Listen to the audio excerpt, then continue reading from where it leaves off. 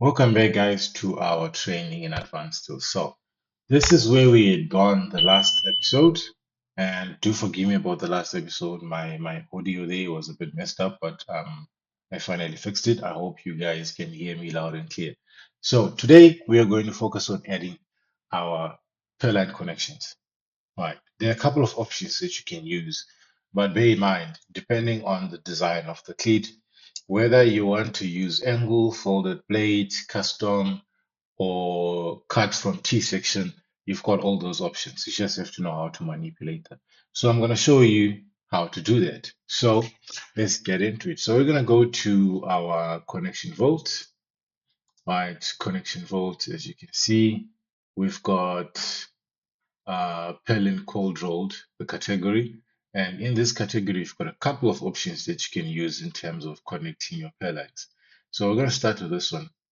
I'm not going to go through all of them, but I'm going to go one or two, three.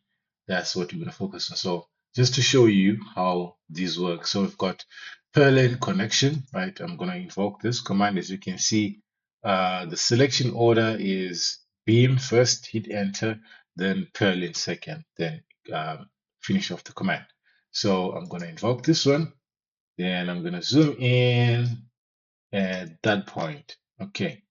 So now I'm going to select the rafter, enter, select the pillar, enter.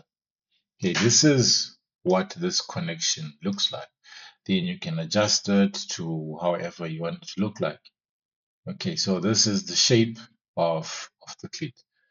Now, someone might say, listen, I don't want to use this type of connection. I want to use a folded plate, or I want to use an angle ion, stuff like that. So if you check under type and you go here where it says Purlin connection and click the drop down arrow, you don't have those options. So you might be tempted to end up manipulating this so that it looks like it's an angle ion or look like it's a folded plate. Please do not do that. Otherwise, you will spend the whole day trying to manipulate that one thing so that it looks like what you want. So what do we do? Delete this and then come here where it says single Purlin plate. Yes, I do understand it says single Purlin plate, but there's more to it. So single Purlin plate, let's invoke the command, select the main part, then select the Purlin. Then you are done.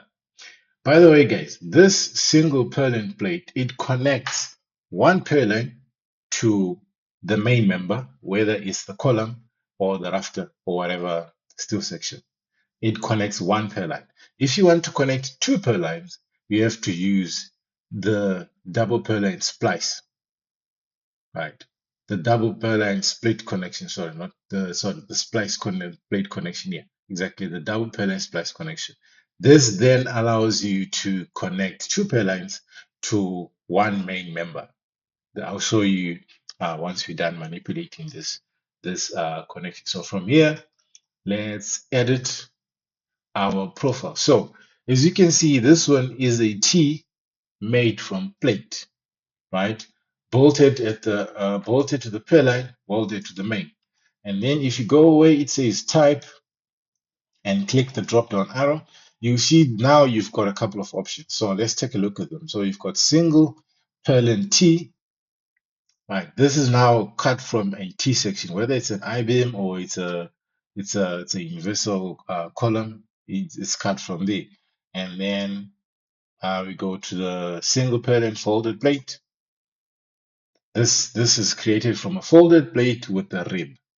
Folded plate with a rib. So you have to actually go through a band press to actually fold the plate. Then we've got single Purlin angle, using an angle ion and adding a rib to it. And then we've got the custom plate connection. Right. So in this case, or in this example, I am going to use the single Purlin angle. Manipulation is the same. You just have to have your dimensions and your measurements as well. So from there, I will change this to South African environment, which is I'm going to use an equal angle ions. And then Our pillar is being 175 by 75. Probably I'm gonna look for the biggest uh, L-shaped angle iron that is gonna be say 150 by 90 by 10. Now, the longer leg is on the main beam, and we don't want this to be on the main beam. It has to be on the purlin. So we're gonna come here where it says long leg side at main, and we're going to change this to add palette. As you can see, it has been changed. Then clit connection bolted at the palette. We don't want to change that. Clit layout, you can choose either by edge distance or by total, where you just input the total length of the clit. Whether it's 140 or it's 200, it will be up to you and the design. And then from there, we go to the pair line. There's nothing to change there. Leave it like that. Bolt dimension. Okay, this is where it gets a bit interesting. So as you can see, we've got 4 bolts, right? We've got 4 bolts on the clit side. On the clit side. So I just want to add 2 bolts, right? So I'm gonna leave all the dimensions as they are. Not much added there.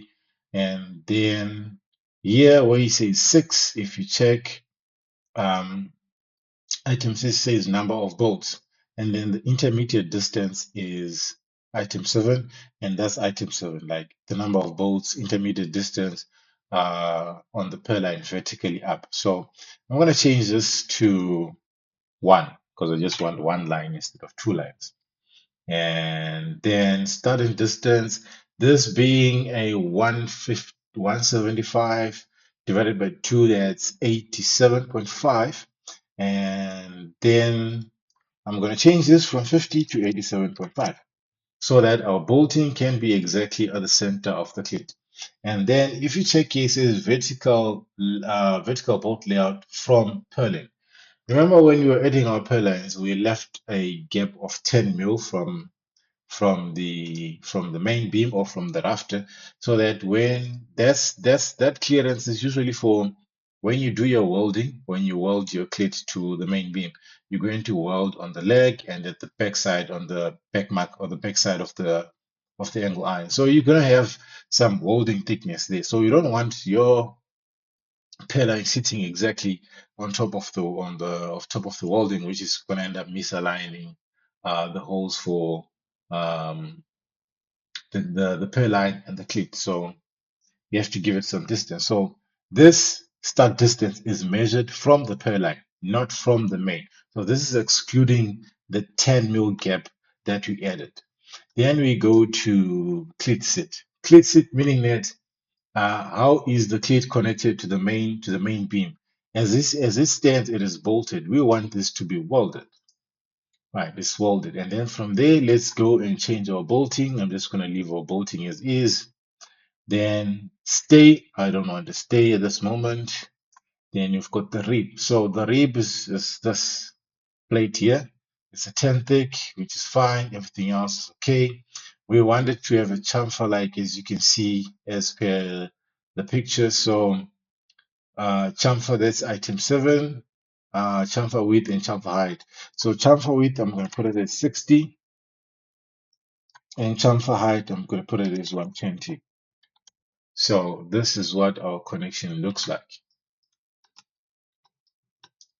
This is what our connection looks like. Okay, so now I'm quite sure you guys are now familiar with the whole propagating of a connection.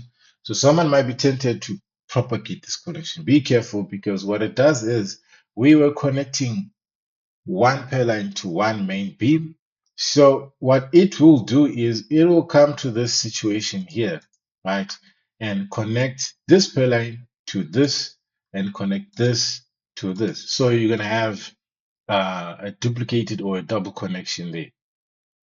So we can't propagate. But just to show you, let me just propagate this just to show you what it's going to do. Okay, it is done. As you can see, this is what I meant.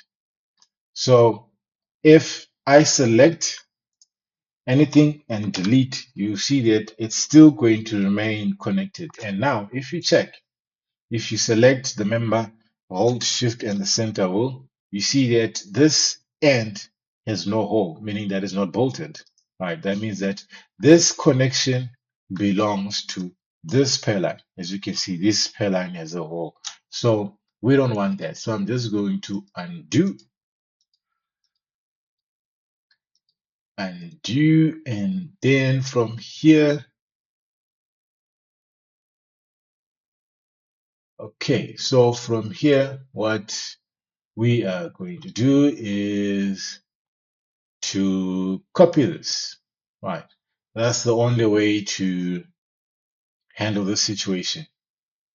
Go to tools and then go to um, these two buttons here. These are for copying a connection and pasting it elsewhere.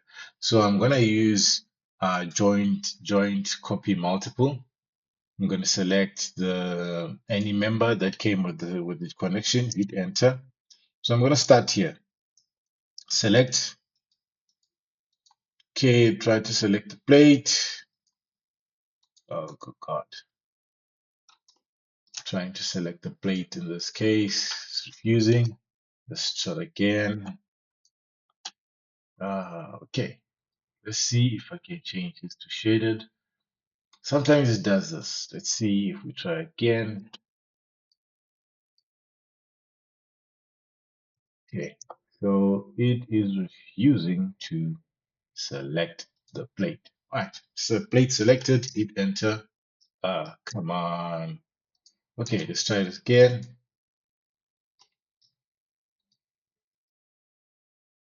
And the plate is no longer selecting. Wow. Okay, let's try this again one more time. If it refuses, then we're going to jump to other places, then we can. Okay, it's refusing, so we're going to come back to this. So what we're going to do is you're going to copy, hit enter, and then you just have to go and paste. Okay, let's copy the other one and paste. That will be the best option for you at this moment. I will find out if there is another better option that one can do. Okay, that one accepted the command. Okay, good. We're good to go.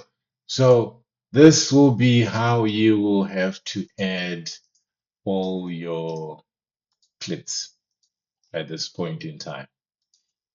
Select, select. So what I'm going to do, guys, I'm going to pause this video and finish off adding those ones, and then come back again, and then we're going to do a double clit connection.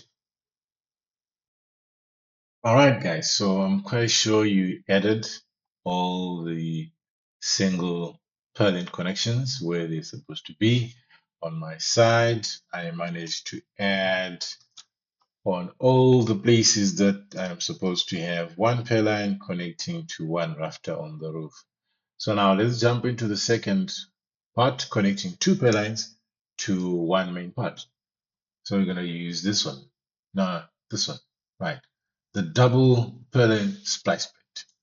Right. Select that. So where do we have two purlins? Okay, this is where we got it.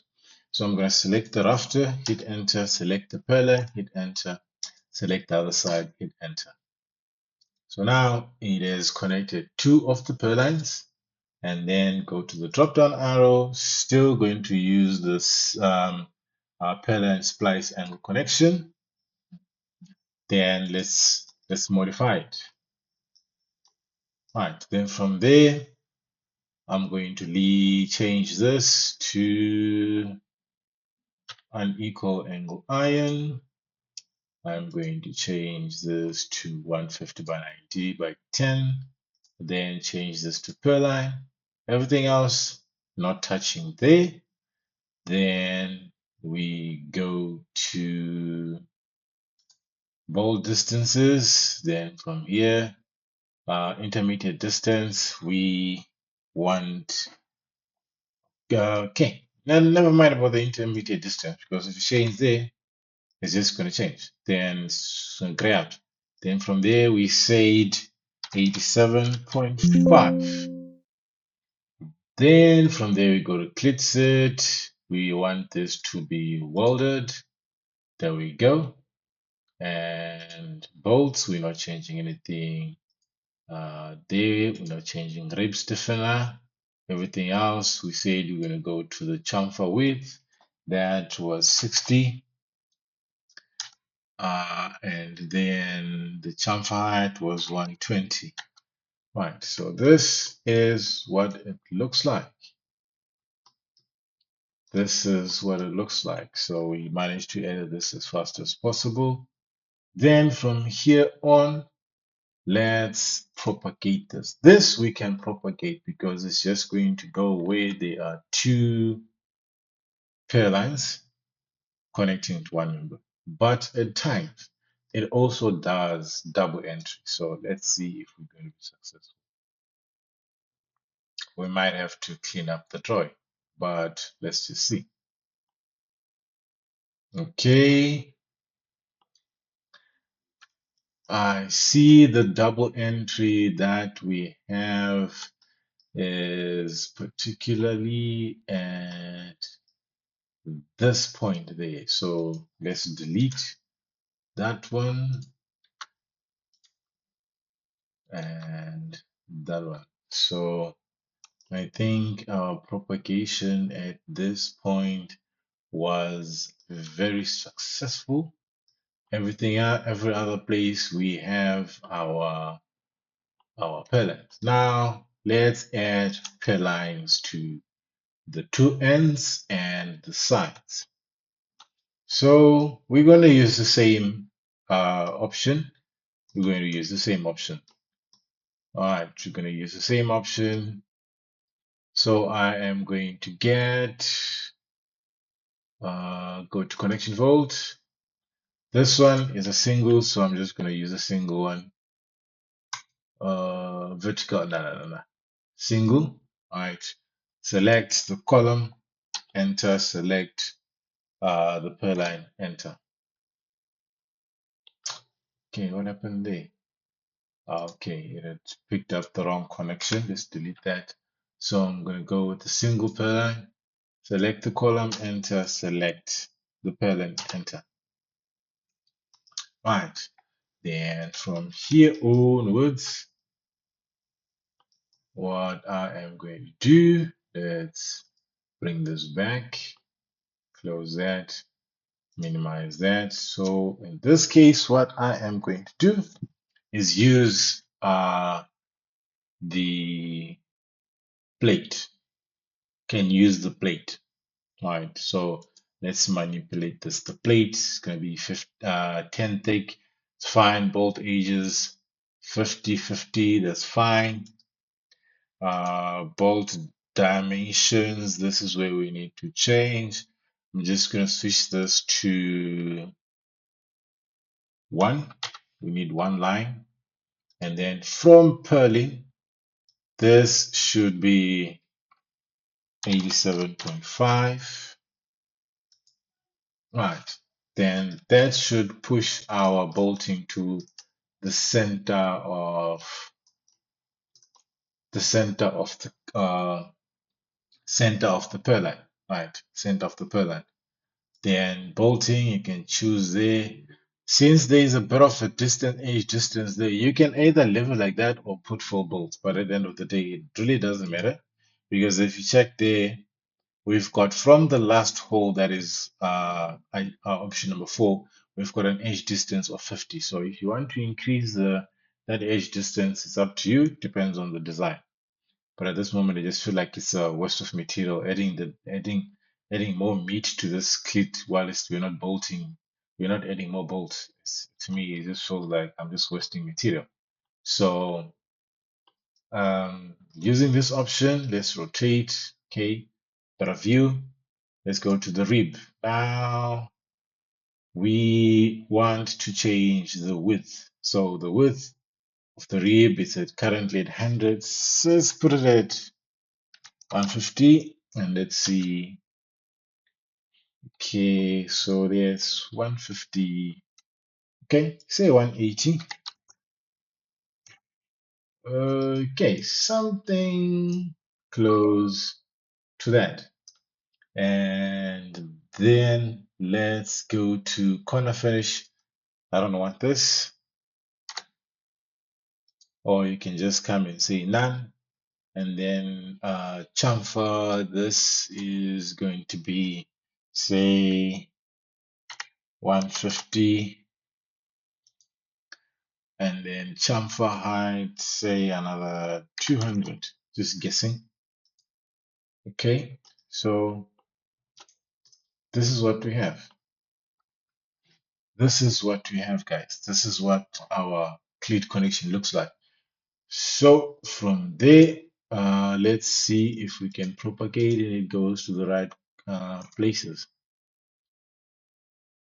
And fortunately, propagation did not work.